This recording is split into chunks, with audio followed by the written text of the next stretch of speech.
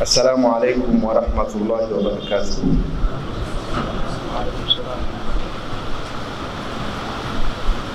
Ndugu mahujaji watarajiwa, yaonesha ratiba yetu ya leo ni kuzungumzia ihram, ibada yenyewe ya umra na ibada ya haji. Mwenyezi Mungu atuwezeshe kuikamilisha ratiba hii katika muda wa saa 2 zilizopo, na ikitokezea hatujakamilisha basi tutakamilisha katika muda mwingine. Nayo yawezekana ni kutokana na umuhimu wa mada yenyewe jinsi ilivyo. Tulipoishia ndipo tunapoanzia. Mwenyezi Mungu awalipe kheri walimu wetu na mashehe zetu ambao tayari wameshatuelekeza mambo mengi, na siku aliyozungumza Sheikh Yusuf Kidago alisema hapa zingatia mambo manne. Akasema kuna masharti, akasema kuna nguzo, akasema kuna nyajibu, kisha akasema kuna makatazo. Masharti leo mimi siyagusi kabisa kwa sababu tayari watu washajua. Tunataka tuangalie hizi nguzo namna zilivyokaa, lakini pia tuangalie nyajibu namna ya utekelezaji wake, lakini pia tuangalie sana makatazo na namna ya kuyakwepa. Ukiangalia mada yetu inasema kuhirimia. Kuhirimia, kama mlimfuatilia vizuri Sheikh Yusuf Kidago, na ndio tukafanya onesho la namna ya kuhirimia. Kuhirimia ndio nguzo ya kwanza ya umra na ndio nguzo ya kwanza ya hija. Ikitokezea unaulizwa umra ina nguzo ngapi, utasema umra ina nguzo 3. Nguzo ya kwanza kuhirimia. Nguzo ya pili kufanya tawafu katika Al-Kaaba, na kwa uzuri wa bahati leo tunayo sample ya Al-Kaaba hapa mbele. Na nguzo yake ya 3 ni kwenda Safa na Marwa. Safa na Marwa ni eneo kama vile kutoka ukuta huu kwenda ukuta ule kule. Hapo utakuwa umetekeleza nguzo 3 za umra. Ili iwe haji unaongeza nguzo moja ya 4, inaitwa al-wuqufu bi Arafa, kusimama Arafa, kwa maana ya kukaa na kushinda pale ukifanya ibada zile tulizoelekezana, kwamba haya maeneo yote sisi tunakwenda kumtaja sana Mwenyezi Mungu Subhanahu wa Ta'ala. Ni maeneo ya dua, maeneo ya dhikri, maeneo ya kumswalia Mtume sallallahu alaihi wasallam, yote. Na yote hakuna dua maalumu isipokuwa baadhi ya maeneo ndio Mtume kasema hapa utakuwa unasema rabbana atina fid dunya hasana wa fil akhirati hasana wa qina adhaban nar. Hapa utasema la ilaha illa Allah wahdahu la sharika lahu, lahul mulku wa lahul hamdu wa huwa ala kulli shay'in qadir. Hapa kuna maeneo maalumu ambayo Mtume ameelekeza kwamba hapa fanyeni hivi, fanyeni hivi. Lakini iliyobakia yote ni dua zozote kwa lugha yoyote. Ile dua ambayo wewe mwenyewe unaona hii ndio inanitoa, hii ndio mimi nikiisomaga huwa nikiisoma na hisi kabisa kuna matokeo yanapatikana, basi tumia hizo. Narudia tena, ilipotajwa katika Qur'an kwamba waite watu waje kuhiji ili wapate manufaa yao na kumdhukuru Mwenyezi Mungu, maana yake ni dhikri kwenda mbele. Kila eneo ni dhikri, kila eneo ni dhikri, na hakuna dhikri maalumu wala hakuna dua maalumu yoyote itakayokujia. Unachanganya mara hii, umesoma Qur'ani, umeweza kusoma Qur'ani, umeleta istighfari, umeweza kutoka istighfari, umeleta salatu ala nabii, umeleta dua hii, dua ile, kwa namna ulivyozisoma. Nguzo ya kwanza ni kuhirimia. Nguzo 3 za umra tushazitaja na 4 za haji nishakutajia. Hii ni katika mpito ambao sisi watu wa Zamzam tunapita hivyo.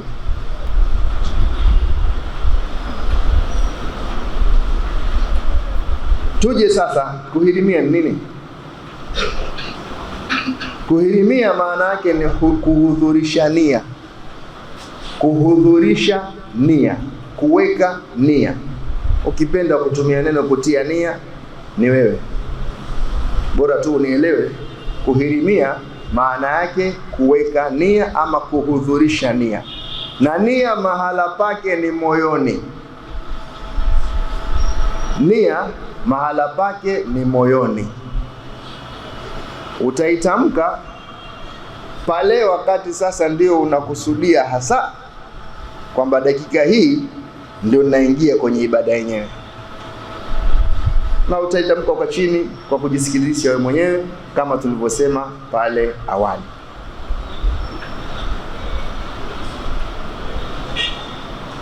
Kila jambo unalolifanya katika ibada hizi zote zinatakiwa kwanza uweke madhumuni ya kumtakasia ibada hiyo Allah subhanahu wa ta'ala. Allah anasema wa atimmul hajja wal umrata lillahi. Piga mstari kwenye neno lillahi. Wa atimmul hajja, tekelezeni, timizeni, fanyeni, kamilisheni ibada ya hija na umra lillahi, kwa ajili ya kutafuta radhi za Allah subhanahu wa ta'ala. Wama umiru illa liyabudu llaha mukhlisina lahu ddina. Lazima nia yako unapoihudhurisha, hudhurisha kwa kumtakasia Mwenyezi Mungu subhanahu wa ta'ala na si vinginevyo. Usije ukaandika naweka nia nikienda nikirudi wanitambue, naweka nia nikirudi paongezwe title pale kwenye majina yangu, kuwe na neno jingine pale Alhaji Hassan. Watu wakikuita wache wakuita, haina shida, lakini wewe usiweke nia kwamba ninakwenda hija, ninakwenda umra kwa ajili ya jambo hili. Hapana. Kuhudhurisha nia kama tulivyosema pale mwanzo, kwa mtu ambaye ndiyo mara yake ya kwanza kwenda, yeye atahirimia kwa kusema labbaika umratan, nimekuitika ewe Mola wangu kufanya umra. Na kwa kuwa tunakwenda kufanya hija ya tamattu, tumeshaieleza huko nyuma, hija ya tamattu ni kwanza kufanya umra, ukamaliza matendo yake yote haya ambayo nimeeleza matatu, na tutayafanya kwa uwezo wa Allah hapa, kisha ukapumzika, ukasubiri siku ya mwezi 8 kuhirimia haji. Kwa hiyo utakachosema wewe labbaika Allahumma bil umrati mutamatti'an biha ila alhajj, au labbaika umratan mutamatti'an biha ila alhajj, au labbaika umra, kwa sababu tayari mahala pake ni moyoni. Ishajulikana kwamba wewe unakwenda kutekeleza hija ya tamattu na sio hija ya ifradi ambayo ni hija pekee, na sio hija ya qiran ambayo ni kuchanganya hija pamoja na umra. Na hiyo sio maudhui yetu leo, tusije tukakuchanganya katika kuelewa. Kama ikitokezea mtu ambaye amesha kwenda kuhiji Sasa anakusudia kumhijia mtu mwingine, maneno ni yale yale, anaongezea tu neno an fulani, kwa ajili ya fulani wangu. Labbaika umratan an Salim Saif, labbaika umratan an Sumayya Awad, labbaika umratan an, anamtaja yule mtu. Lakini ikitokezea, na sio ikitokezea, kwa hali jinsi zilivyo, tunashauri mara hii tutakapoweka nia zetu tuweke sharti la kumwomba Mwenyezi Mungu, ikitokezea nimetingwa kutoweza kumalizia ibada yangu, basi iwe hapo niliposhindwa ndio nimemalizia, hata kama matendo sikuyamaliza. Nayo ni kwa kusema in habasani habisun, in habasani habisun famahilli haithu habastani. Unaongea na Allah, ulimwambia labbaika umratan, labbaika nimekuitika wewe Mola wangu, umratan mutamatti'an biha ila alhajj, in habasani habisun, in habasani habisun famahilli haithu habastani. Ikitokezea hapaingiliki pale kwenye Al-Kaaba kwa sababu moja au nyingine, ikitokezea nimesafiri, nimefika mahala nishaweka nia, lakini nimeshindwa kuendeleza ibada yangu ya haji, basi iwe hapo nilipoishia Mwenyezi Mungu uniandiki kana kwamba nishamaliza ibada yote. Ikitokezea sasa ukashindwa kweli, ima afya yako imebadilika, imekuwa afya mgogoro, au sababu za kimazingara zimekuzuia kukamilisha ibada. Juzi kati palielezwa hapo kwenye mitandao, baadhi ya watu waliingia kule, kina mama fulani, wakiwa wamepaka rangi kwenye mikono yao, huku mnaita hina, wamepaka hina mikononi. Ile hina imepoteza namna ya kupatikana alama za vidole, wamezuiliwa, wamerudi, kwa sababu nchi inahitaji amani. Inna awwala baitin wudi'a lin-nasi lalladhi bibakkata mubarakan wa hudan lil-alamin fihi ayatun bayinatun maqamu Ibrahim wa man dakhalahu kana amina. Atakaingia pale anapata amani, lakini na yeye pia alete amani. Sasa taratibu za kuingia nchi mpaka nchi lazima mkaguliwe. Yawezekana wewe una tatizo katika mambo yako, katika maisha yako, kama tulivyoeleza kule nyuma. Sasa hawa wameingia bila ya kujua, mikono imeloa hina, kila zikipigwa zile fingerprints hazionyeshi. Hawakuwaruhusu kwa sababu hawajui ni watu wa sampuli gani. Yawezekana wangewaruhusu, wangeingia, pangetokea mshindo mwingine mkubwa. Kwa hiyo wale wamerudishwa. Sasa kama wangekuwa wameweka ishtirat wakati wanaweka nia pale walipoanza kuhirimia, labbaika umratan mutamatti'an biha ila alhajj, in habasani habisun famahilli haithu habastani. Kama litanikuta hilo ambalo litanifanya nisiweze kuendelea na ibada yangu ya haji, basi kutahalluli kwangu, kufunguka kwangu, kumaliza kwangu ile ibada kuwe ni pale nilipokutwa na hilo tatizo. Tunakwenda vizuri eh? Mtume sallallahu alayhi wasallam ameweka maeneo matano ambayo hayo watu wote wanaotaka kwenda umra, wanaotaka kwenda haji, wakipita hapo ndio wahirimie. Kuhirimia, kuna kuhirimia kwenye miezi ile ya hija, na kuna kuhirimia kwenye maeneo ambayo Mtume sallallahu alayhi wasallam ameyaweka maalum kwa kuhirimia. Panaitwa al-mawaqit, au unaweza kusema moja yake inaitwa miqat. Kwa hiyo nikisema neno miqat, maana yake ni kituo cha kuhirimia. Naweza nisirudi neno kituo cha kuhirimia, nikatumia neno miqati. Lielewe hilo kwamba miqati ni kituo cha kuhirimia kwa mtu anayetaka kwenda kufanya haji au umra. Kwa hiyo Mtume sallallahu alaihi wasallam ametuwekea vituo vitano. Hivi vitano ni kwa wale walioko maeneo yale na watakaopita kwa kupita maeneo hayo kabla ya kuingia katika mji wa Makka. Miqati ya kwanza inaitwa Juhfa. Juhfa ni kituo cha kuhirimia kwa watu wa Misri na watu wa Moroko na maeneo yaliyojirani na hapo na watakaopita katika maeneo hayo.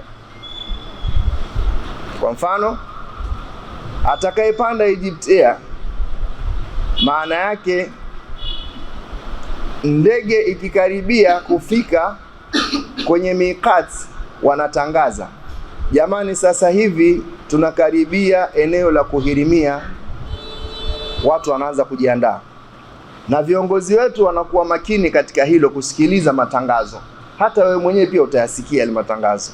Ataongea kwa lugha ya Kiarabu, ataongea kwa lugha ya Kiingereza, na kama tunapata nafasi sisi tunaenda kumomba maiki ile kwa Kiswahili. Tukihisi ndani ya ndege kuna Waswahili wengi, tunatangaza kwa Kiswahili. Wakitunyima, tunatangaza kawaida.